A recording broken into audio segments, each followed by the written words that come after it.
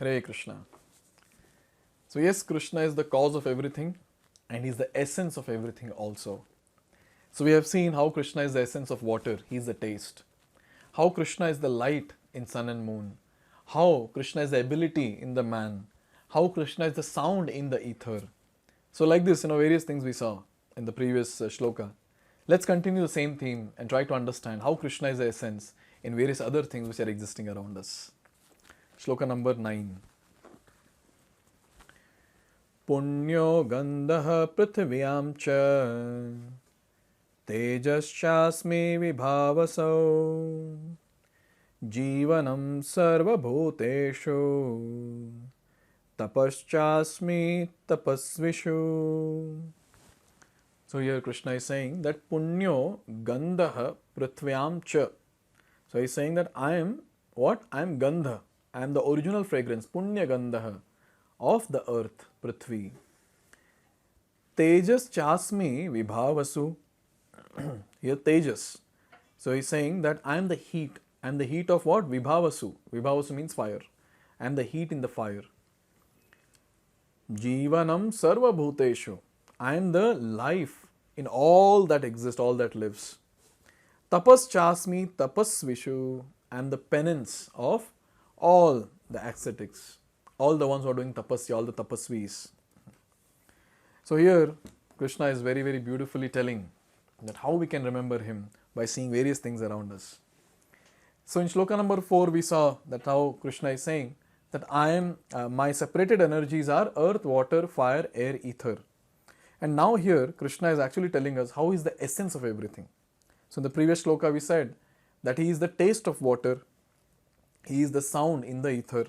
In this particular shloka, Krishna is saying that I am the original fragrance in earth. I am the heat in the fire.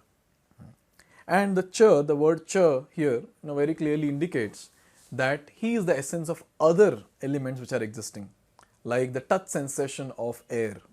So that is also Krishna. So in this way, Krishna is, with the word cha, He has made sure that He is covering all the essence which are existing in all the elements. So let's see some of the aspects. Punya means that which is not decomposed. Punya is original. So this word punya here refers to original.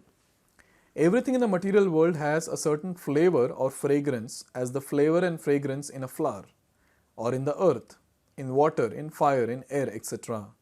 The uncontaminated flavor, the original flavor which permeates everything is Krishna.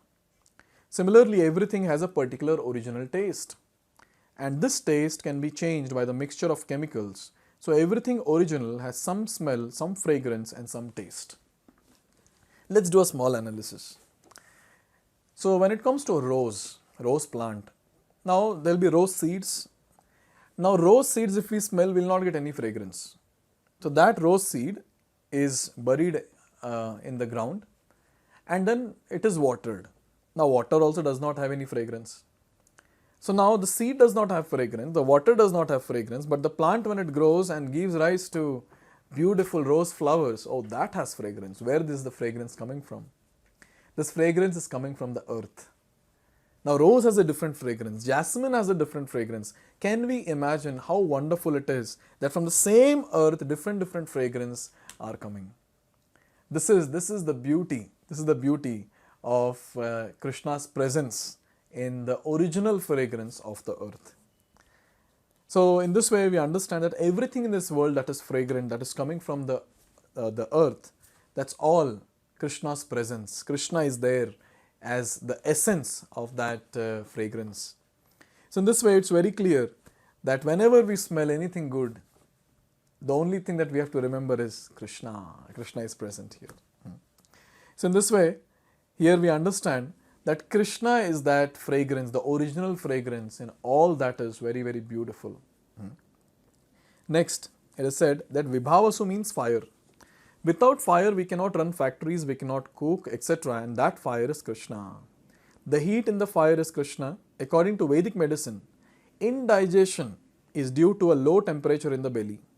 So even for digestion, fire is needed. Just imagine Krishna is present outside, inside, everywhere. Now outside, when we want to cook food, so fire is needed. In the factories, when the metals have to be melted, when various things have to be done, fire is needed. And after all this, the metal is melted, vessels are made, that vessel we get home.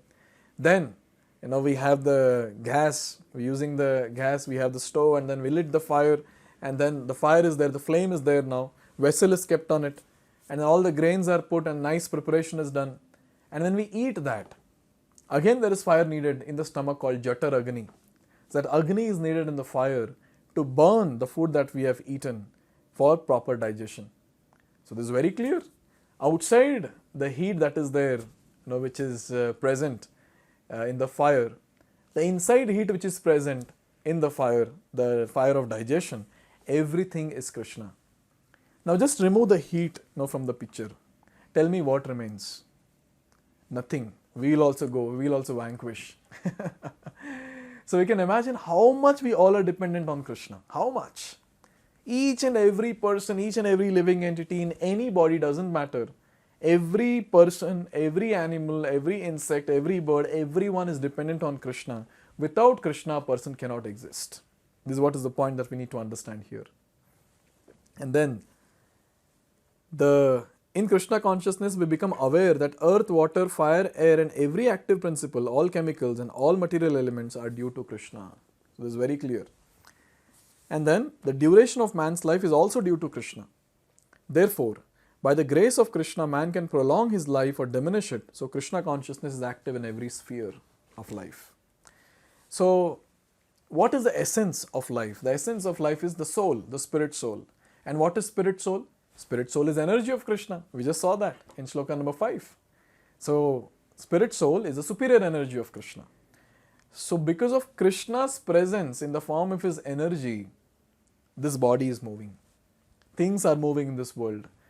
Without Krishna, nothing in this world can move. Nothing animate that we are seeing animate, that will not be existing as animate. So in this way we understand that he is the life of all that lives. And there are various tapasvis, they are doing so much of austerity.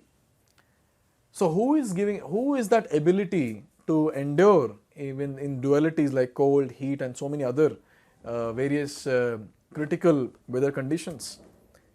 Here Krishna is saying that I am that ability. I am that ability in all the tapasvis also, in the tapasvis who are doing austerities. So in this way again, when we smell something good, we remember Krishna. When we feel the heat in our life from any phase of our life, that heat is again Krishna.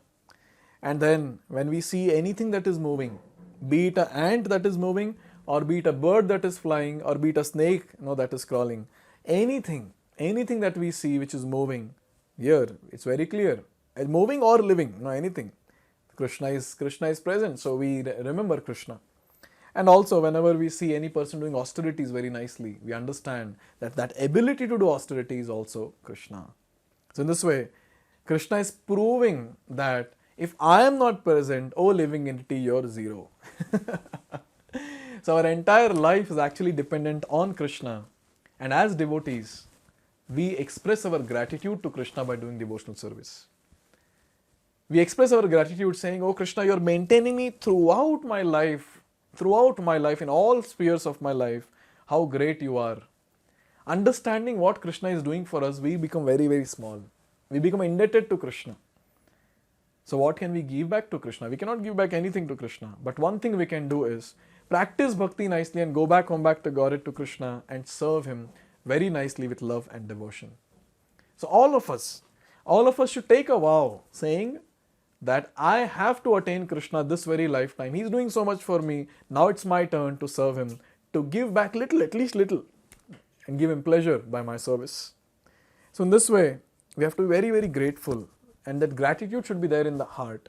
And this gratitude actually acts as a very, very favorable, and in fact, this gratitude makes our heart very, very favorable and fertile. And in this fertile heart, Krishna can actually manifest very nicely. The bhakti lata that is there will grow very nicely, and our chanting, our reading, our hearing, everything will become quality. So we have to be very, very grateful. We have to be very, very grateful, understanding all these shlokas very nicely. See how wonderful these shlokas are. We can implement this in our day-to-day life if properly understood in proper perspective. So Krishna is going to continue this theme again, and he's going to tell us how is the essential principle of various other things which are existing. So let's see that in the next video. Hare Krishna. Hare Krishna, Krishna Krishna,